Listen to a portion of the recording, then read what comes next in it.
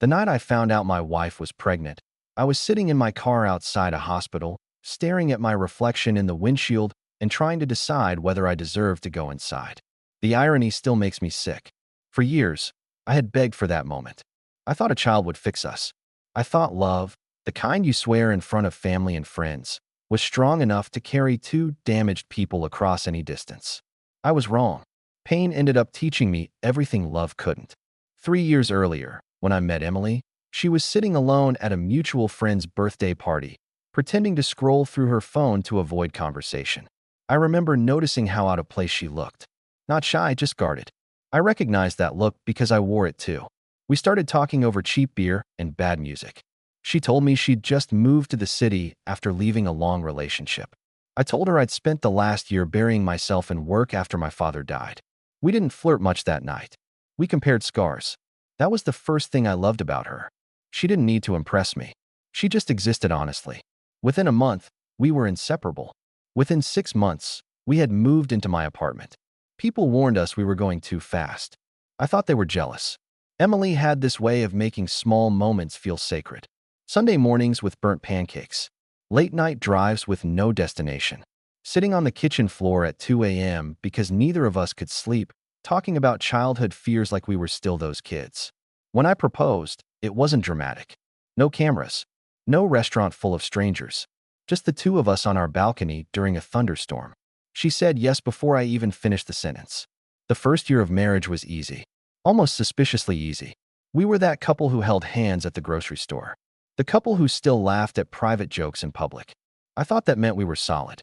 Then life started asking questions love couldn't answer. Emily lost her job when the company downsized. I was working longer hours trying to compensate.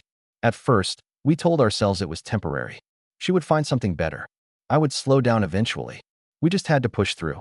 But pushing through turned into pushing away. She became quieter. I became impatient. I'd come home exhausted and find her sitting in the dark, the TV off, just staring at nothing. When I asked what was wrong, she'd say she was fine.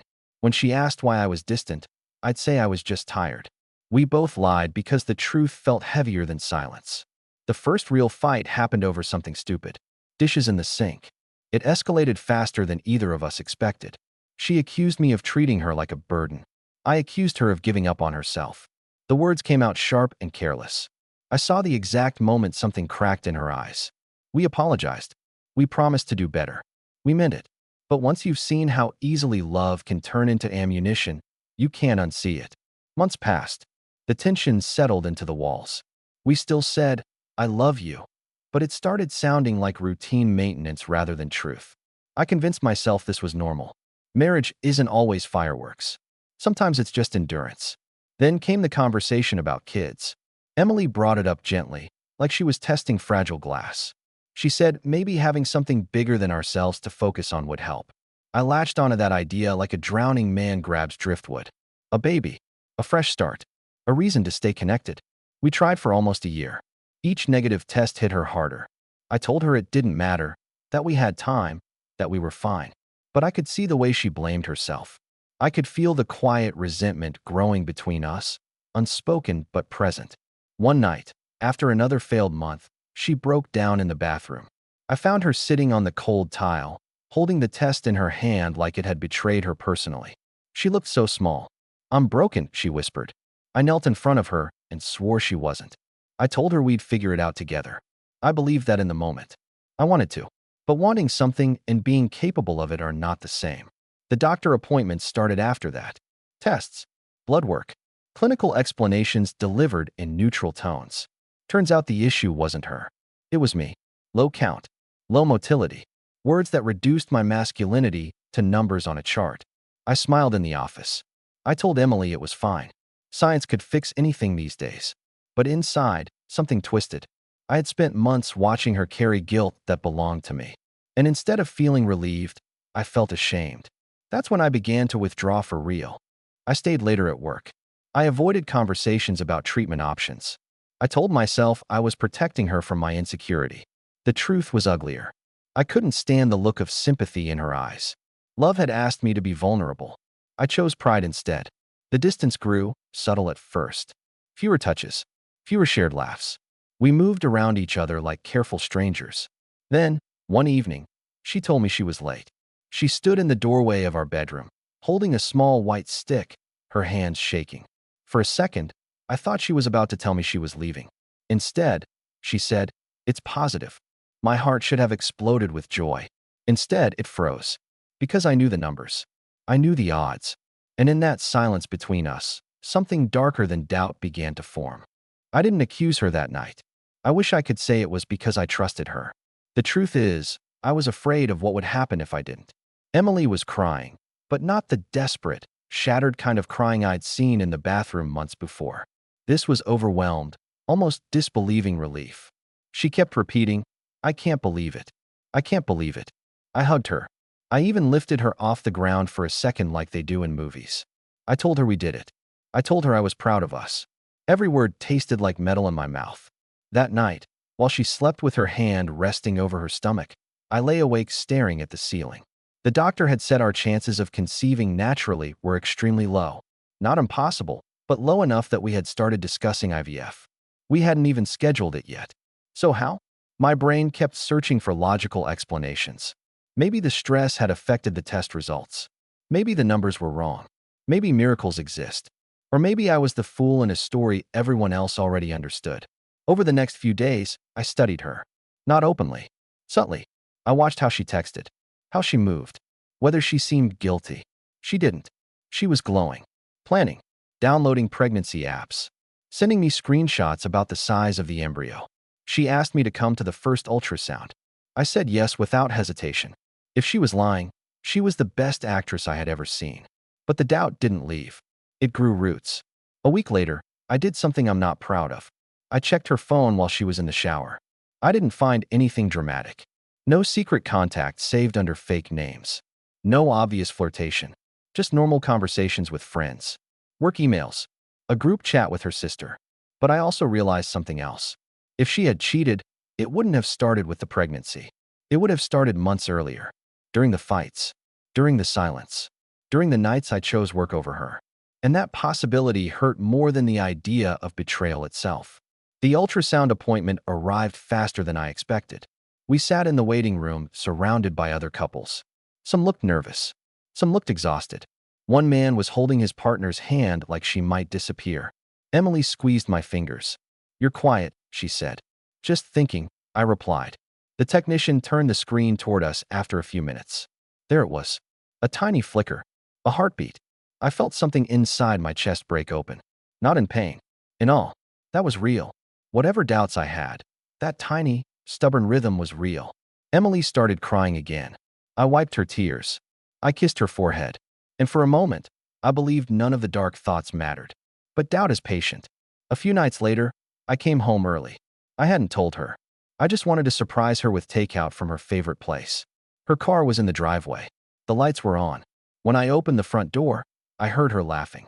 Not the polite laugh she used with neighbors. Not the small, tired one she'd been giving me lately. This was full, warm, familiar. A man's voice followed. My stomach dropped so fast I thought I might pass out. I stood frozen in the hallway, listening. They were in the kitchen. I could hear the clink of glasses. I walked in slowly. There was a man standing by the counter. Early 30s. Casual. Comfortable. Too comfortable. Emily's face went pale when she saw me. "This is Daniel," she said quickly. "From my old job." He smiled and extended his hand. "Hey man. Sorry to drop by unannounced." Unannounced. My ears rang. Emily explained that he was in town for a conference and wanted to catch up. She said she didn't tell me because it was last minute. I nodded. I shook his hand. I even made small talk. But I noticed how they stood close. How easily their conversation flowed. How he looked at her when she wasn't looking at him. He stayed for another 20 minutes. I barely heard a word they said. My thoughts were screaming too loudly. When he finally left, the house felt different. Tighter. "Why didn't you tell me he was coming over?" I asked, keeping my voice steady. "I didn't think it was a big deal," she said. "You've met him once before." I vaguely remembered a holiday party. A handshake. Nothing more. "You seemed close," I said. She sighed. "We worked together for 2 years. Of course we're close." The word close echoed in my head long after the conversation ended. That night, we argued again. Not explosively. Not like before. This was quieter. more controlled, which somehow felt worse. I asked if anything had ever happened between them. She looked at me like I had slapped her. No, she said. How can you even ask that? Because of the numbers, I wanted to say. Because of biology. Because I don't recognize my own life anymore. Instead, I said, I'm just trying to understand. She went to bed facing the wall. I sat in the living room until 3 a.m., replaying every interaction I'd seen between them. Every memory of the last year. Every time she seemed distant. Pain has a way of rewriting history. It takes neutral moments and paints them suspicious. It takes insecurities and magnifies them until they feel like facts. The next morning, she left early for a doctor's appointment. I told her I had meetings. I didn't go to work. I drove to a pharmacy instead. When I walked out, there was a small white box in my pocket. Heavy in a way something so light shouldn't be. I told myself it was about clarity, about protecting myself, about knowing the truth before I let myself fully love this child. But deep down, I knew it was about something else. Control. I kept the box hidden in my desk drawer for 3 days. Every time I opened it to grab a pen or a document, I saw it there. A quiet accusation wrapped in cardboard. I told myself I was waiting for the right moment. The truth was simpler. I was terrified of what the answer might do to us. Emily moved through the house, like someone stepping into sunlight after years underground. She hummed while cooking. She sent me links to cribs and paint colors. She started leaving her shoes by the door because she'd read something about toxins on sidewalks. I watched her and felt like an intruder in my own life. On the 4th night, she found me staring at the nursery room. It had been my office once. Now the desk was pushed against the wall, half cleared. A symbolic surrender. You're quiet again, she said softly. I've just been thinking. About what? I could have told her then. I could have said, I'm scared. I feel small. I don't know how to trust what I can't explain. Instead, I asked, when Daniel came over, has he known about us trying for a baby? She hesitated. Not long, but long enough for my mind to explode with interpretation. He knew we wanted kids eventually, she said. Why? Did you talk to him about the fertility results? Her eyes sharpened. No, that was private. Private. The word landed heavy. Why are you doing this? She asked, her voice thinner now. Doing what? Looking for something that isn't there. I swallowed. I'm not looking. I'm just trying to make sense of things. She crossed her arms, protective without realizing it. The doctor said low doesn't mean impossible. You were there. I know, but you don't believe it. That was the first time she said it out loud. The accusation wasn't that I thought she cheated. It was that I didn't believe in us. The argument escalated slowly, like water heating before a boil. You've been distant for months, she said. And now that something good finally happens, you act like it's a crime scene. That's not fair, isn't it? Her eyes filled with tears, but she didn't let them fall. I needed you when I thought I was broken. And now you're acting like I betrayed you. The guilt twisted sharp and immediate.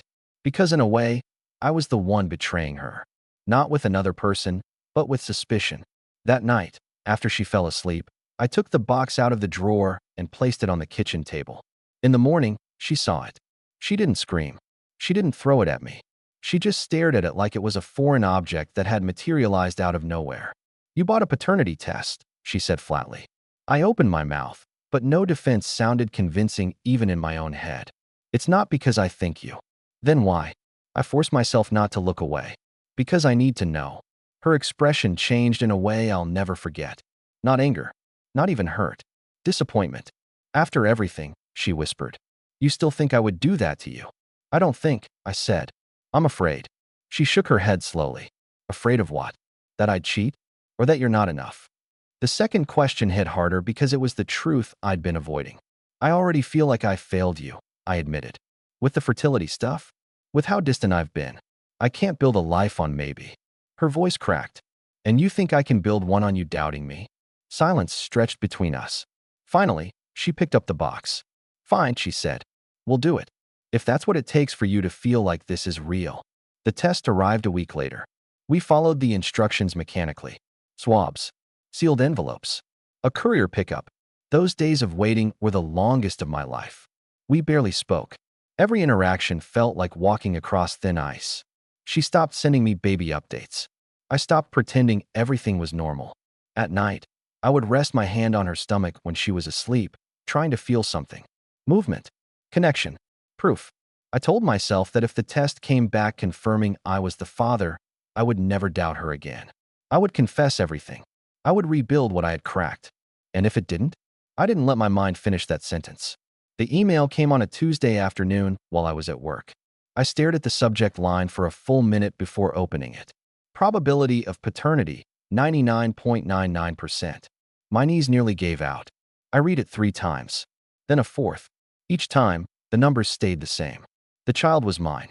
Relief crashed into me so violently, it almost felt like grief. I called Emily immediately. "It's positive," I said, my voice shaking. "I mean, I'm the father." There was a pause on the other end. "I know," she replied quietly. I rushed home, ready to apologize, to fall to my knees if I had to. But when I walked through the door, I realized something the test hadn't measured. Trust doesn't regenerate at 99.99%. It either exists or it doesn't. And the look on her face told me that while the child was undeniably mine, something else between us had just died. She was sitting on the couch when I came in, her phone resting screen down on the coffee table. The house was quiet in a way that felt deliberate, like it had decided not to interfere with whatever was about to happen. "I'm sorry," I said before she could speak. The words tumbled out of me. I was scared. I let that fear turn into suspicion. "I should have trusted you." She studied my face, searching for something. Maybe sincerity. Maybe regret deep enough to matter. "I never cheated on you," she said. "Not defensive, just factual." "I know. You didn't know. You hope." That distinction stung because it was accurate. I sat across from her, suddenly unsure of the distance between us. "The test proved what you were saying all along." She nodded slowly. "Yes, it proved the biology." I waited for more, but she didn't continue. The silence forced me to confront something I had avoided. She wasn't arguing anymore. She wasn't trying to convince me of anything. "I want to fix this," I said. "I don't want to lose us." She inhaled carefully, as if the air itself required effort. "Do you know what hurt the most?" I shook my head. Not the test. Not even the accusation. It was realizing that when something good finally happened, your first instinct wasn't joy. It was doubt. I looked down at my hands. "I carried the shame when we thought I was the problem," she continued. "You saw what that did to me. And when we found out it was you, I never once made you feel less than. I never questioned your worth." Guilt flooded through me again, heavier than before. "But the moment you felt uncertain," she said, "you questioned mine." "I was drowning," I admitted. "I didn't know how to handle it. So you tried to control it." Her words landed clean and sharp. That was exactly what I had done. "I thought if I knew for sure, everything would be okay," I said. "And is it?" "No, it wasn't." We started therapy the following week. I suggested it, half expecting her to refuse. She agreed, but without enthusiasm.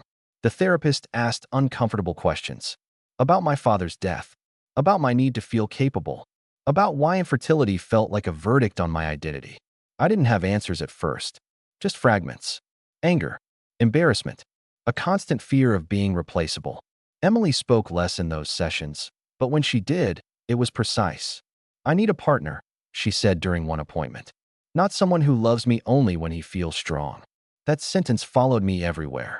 As the pregnancy progressed, her body changed in ways that were both miraculous and terrifying. Morning sickness, fatigue, random tears. I tried to show up more. I went to appointments. I read books. I painted the nursery. But there was a carefulness between us now. A politeness. One night, around the start of her 3rd trimester, she woke me up shaking. "There's blood," she whispered. Time fractured after that. We rushed to the hospital. The same one where I had once sat in my car wondering if I deserved to go inside. This time, there was no hesitation. Just fear. Doctors moved quickly. Monitors beeped. Words like placental abruption and emergency C-section floated in the air. I held her hand as they wheeled her away. She looked at me, eyes wide. "Don't let anything happen to him," she said. Him. We hadn't even settled on a name yet. The next hours were the longest of my life. I signed forms with shaking hands. I prayed to a God I hadn't spoken to in years. I replayed every selfish thought I had ever had. Pain strips you down to your core. It removes pride. It removes ego. It leaves only what matters. When a nurse finally approached me, her expression was serious but not grim. "Your son is in the NICU," she said. "He's small, but he's fighting. And my wife. She's stable. She's asking for you. I walked into her recovery room, feeling smaller than I ever had. Tubes. Machines. Pale skin. She reached for my hand weakly. He's here, she murmured. I nodded, tears finally spilling over. He's here. In that sterile hospital room, with everything uncertain, I understood something I should have known long ago. Love isn't proven by DNA tests. It's proven in waiting rooms. In fear. In showing up when there's no guarantee of a happy ending. And I had almost missed that lesson because I was too busy protecting my pride. Our son weighed barely 5 pounds when I first saw him through the glass of the NICU. He was impossibly small, wrapped in wires and tubes that made him look more machine than human. A nurse warned me not to touch anything yet, just to talk. So I did. I told him my name. I told him his mother was the strongest person I knew. I told him he didn't have to prove anything to anyone. Not like I always felt I had to. He moved his tiny fingers, and I felt something shift inside me. Not a dramatic epiphany. Something quieter. Steadier. For the first time in months, my fear wasn't about being enough. It was about losing something I hadn't fully appreciated. Emily recovered slowly. The emergency surgery left her exhausted and fragile. I split my time between her room and the NICU, running on vending machine coffee and adrenaline. One night, after the nurses insisted I go home to sleep, I sat alone in our dark living room. The nursery door was open. The crib stood assembled. The walls were painted a soft gray Emily had chosen after hours of debate. The room looked ready. We weren't. I realized then how much of our conflict had been about control. I wanted certainty. I wanted guarantees. I wanted to eliminate risk before allowing myself to feel joy. But parenthood, like love, doesn't work that way. The next morning, I returned to the hospital and found Emily awake, staring at the ceiling. I'm sorry, I said, sitting beside her. For what? She asked weakly. For making you feel alone when you weren't. For doubting you. For thinking love was something I could measure and secure instead of something I had to trust. She turned her head slowly to look at me. I was scared too, she admitted. When you pulled away after the fertility results, I thought you were already halfway out the door. The thought hit me hard. I had been so consumed with my own shame that I never considered how my silence translated to her. I wasn't leaving, I said. But you were disappearing, she replied. That was the truth. Over the next few days, we sat together in the NICU more than we spoke. We held hands without discussing what it meant. We watched the monitors rise and fall. On the 5th day, the doctor told us our son was stable enough for skin-to-skin contact. They placed him against my chest first because Emily was still weak. He was warm, fragile, real. His tiny heartbeat pressed against me, steady and defiant. I felt tears roll down my face without trying to stop them. Pain had stripped away the illusion that I could control outcomes. It forced me to confront my insecurities instead of hiding behind suspicion. Later, when Emily held him, I saw a softness return to her eyes that I hadn't seen since before the paternity test. But softness doesn't erase damage. A week after we brought him home, during one of those rare, quiet evenings when the baby finally slept, Emily sat across from me at the kitchen table. We need to talk, she said. My stomach tightened. I love you, she continued. But I can't pretend the last few months didn't happen. I know. I need to know that if things get hard again, and they will, you won't turn me into the enemy. I thought about that. About how easily fear had turned into suspicion. How quickly I had chosen doubt over vulnerability. I can't promise I won't ever be scared, I said carefully. But I can promise I won't let fear make decisions for me again. She studied me the way she had the day I came home with the test results. Then we start there, she said. It wasn't a grand reconciliation. There were no dramatic declarations. Just a mutual acknowledgement that love requires work, especially after it's been wounded. Months passed. Our son grew stronger. The NICU monitors were replaced by late-night feedings and diaper changes. Exhaustion became the new normal. But something else changed too. When I felt insecurity creeping in, I said it out loud instead of letting it fester. When Emily felt overwhelmed, she didn't retreat into silence. Pain had forced us to see the cracks we ignored when things were easy. One night, as I rocked my son to sleep, he gripped my finger with surprising strength. I remembered the day I stared at that email confirming I was his father. Back then, I thought the result would fix everything. It didn't. What fixed us wasn't certainty. It was almost losing everything. Sleep deprivation does strange things to the mind. There were nights when our son cried for hours, his tiny face red and furious at the world, and I felt that old panic creeping back in. The voice that whispered, "You're not built for this. You're going to fail them." Before, I would have swallowed that fear and let it turn into irritation. Now, I handed the baby to Emily and said, "I'm overwhelmed." It sounds small. It wasn't. She would nod, sometimes just as exhausted, and we would switch. No accusations. No scorekeeping. Just survival. Parenthood didn't magically erase what happened between us. It exposed it daily.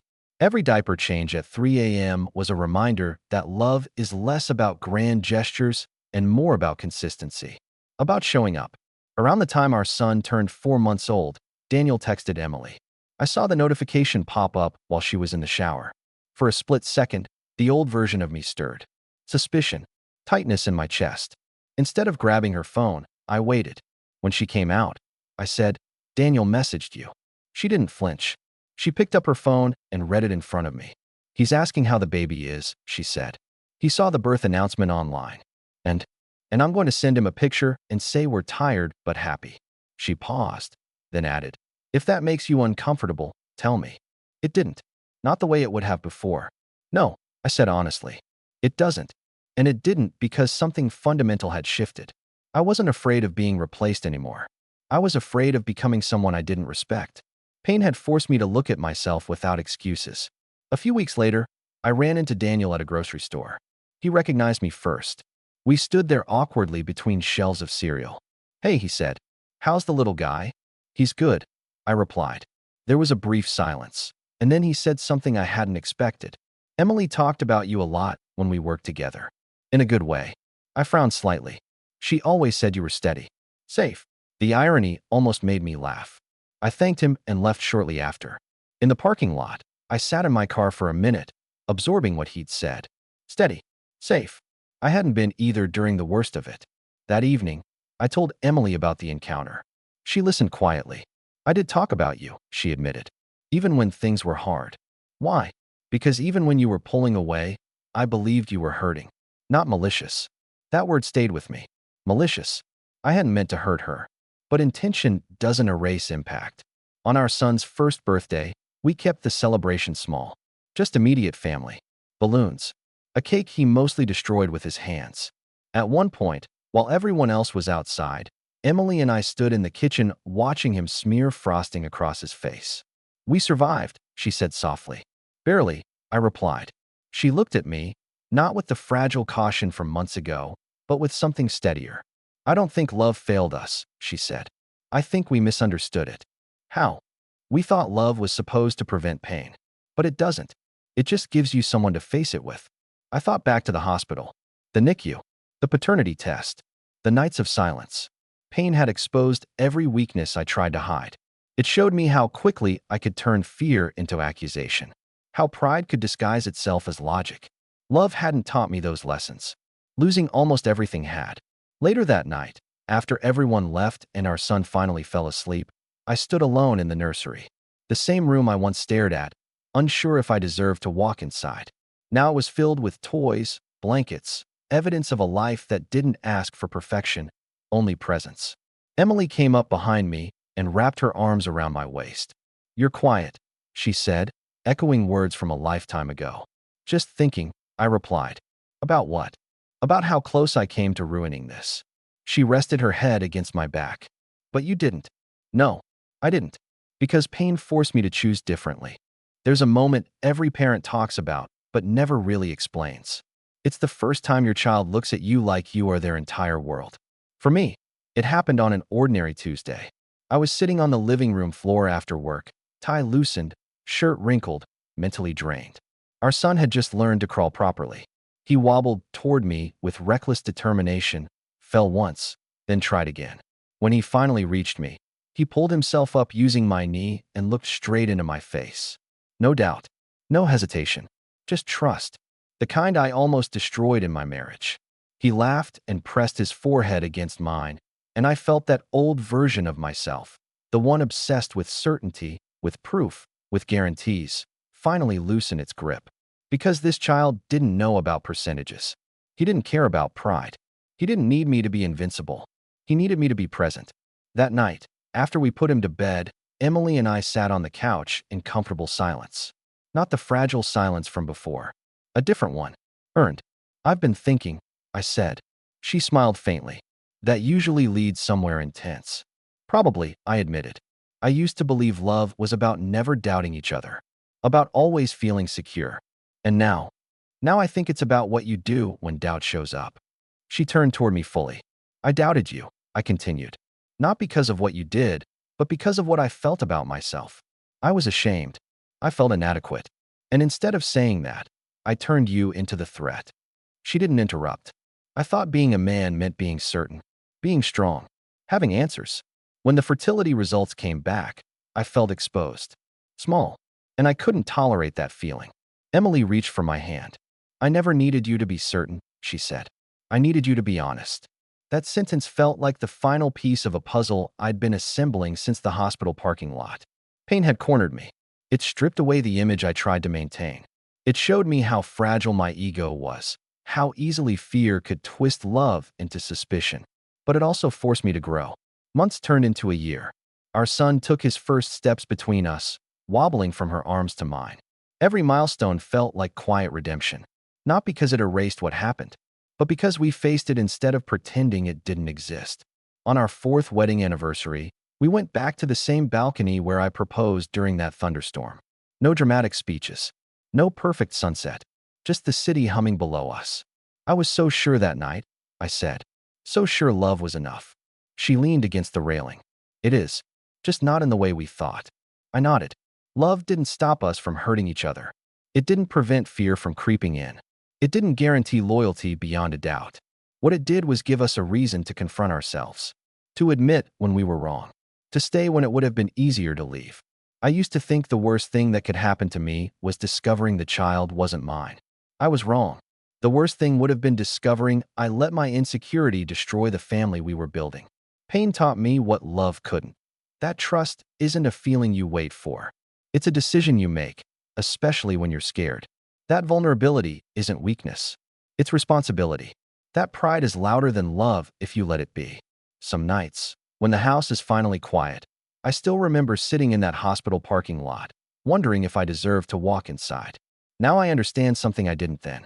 Deserving wasn't the point. Showing up was. And every day since, I choose to show up.